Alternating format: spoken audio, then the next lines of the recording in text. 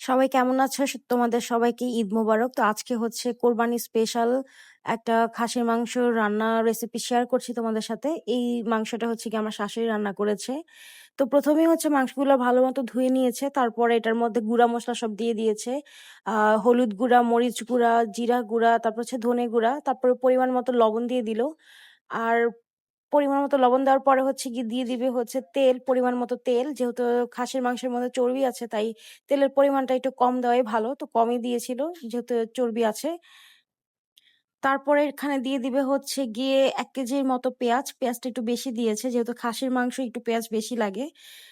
তো এই প্রথম হচ্ছে গিয়ে আমি আমার শ্বশুর বাড়িতে ঈদ করছি, অন্যরকম লাগছে। আগে সবসময় হচ্ছে বাবার বাড়িতে ঈদ করেছি, সেটা একরকম, এখন অন্যরকম। তো যাই হোক, তো মাংসটা হচ্ছে ভালো মতো মাখিয়ে নিল। মাখানোর পরে হচ্ছে গিয়ে এটার মধ্যে বাটা মশলা দিয়ে দিবে।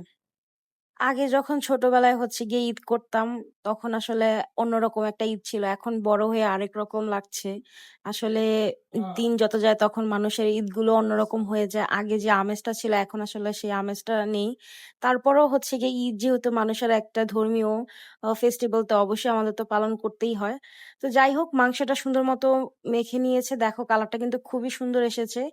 তারপরে এখানে হচ্ছে গিয়ে বাটা মসলা দিয়ে দিবে। বাটা মসলার মধ্যে দিয়েছে আদা রসুন বাটা। এটা হচ্ছে একসাথে ব্লেন্ড করে দিয়ে দিয়েছি।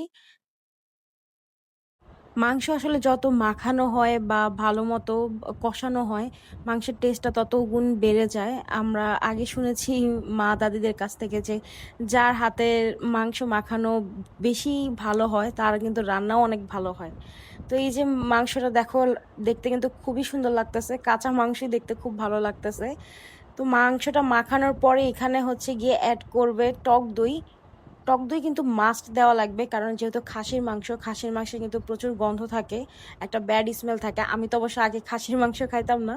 তারপরে হচ্ছে কাচ্চি ভাইয়ের কাচ্চি খেয়ে তারপর থেকে হচ্ছে আমি খাসির মাংসটা খাই। খারাপ লাগে না, আমার কাছে ভালোই লাগে।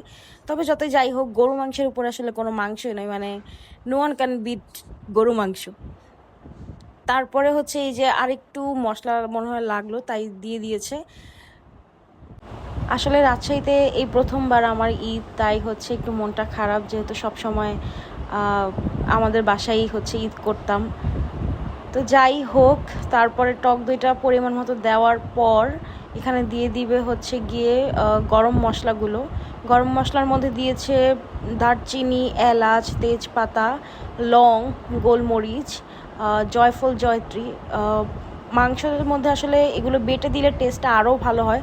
যেহেতু এগুলো বাটনে দিয়ে আস্তই হচ্ছে গিয়ে দিয়ে দিয়েছে। আমাদের বাসায় অবশ্য সবসময় মাংসগুলো বেটে, মানে সরি, মাংস না, মানে মশলাগুলো বেটে তারপর হচ্ছে দেওয়া হয়। আসলে এক এক অঞ্চলে একইভাবে রান্না করে। তো এই যে মা হচ্ছে জয়ফল, জয়ত্রীগুলো দিয়ে দিচ্ছে আস্ত আস্ত আস্ত। তারপরে এই যে সব মসলা দিয়ে হচ্ছে আবার একটা মাখানো হবে।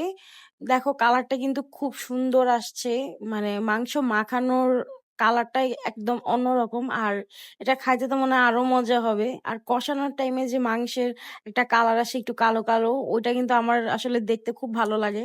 এরকম আমার মাখানো দেখতে খুবই ভালো লাগে। আমি আগে আমার আম্মুর মাখানো দেখতাম, এখন আমার শাশুড়ির মাখানো দেখি। প্রায় 10 মিনিট ধরে হচ্ছে গিয়ে মাংসটা অনেক ভালো করে মাখানো হয়েছে, যাতে মাংসের গায়ে হচ্ছে মশলাগুলো ভালো মতো লেগে যায়।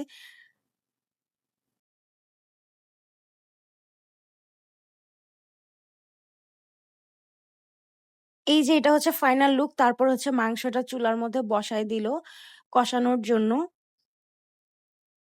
মাংসটা চুলানো বসার পরে হচ্ছে কি কাঁচামরিচ দিয়ে দিল বেশি করে। কাঁচামরিচের ঝাল কিন্তু মাংসের টেস্ট আরো বাড়িয়ে দিবে। তারপরে এই যে কষা মাংসটা দেখো, আমি একটু নেড়ে চেড়ে দিচ্ছি। তারপরে এই যে মাংস হয়ে গেল, তা আমি একটু পোলাও দিয়ে হচ্ছে মাংসটা খেয়ে নিচ্ছি। মাংসটা খেতে কিন্তু খুবই মজা হয়েছে, অনেক মজা হয়েছে। তোমরা যদি এই রেসিপিটি ফলো করে রান্না করো, অবশ্যই কিন্তু কমেন্ট করে আমাকে জানাবা।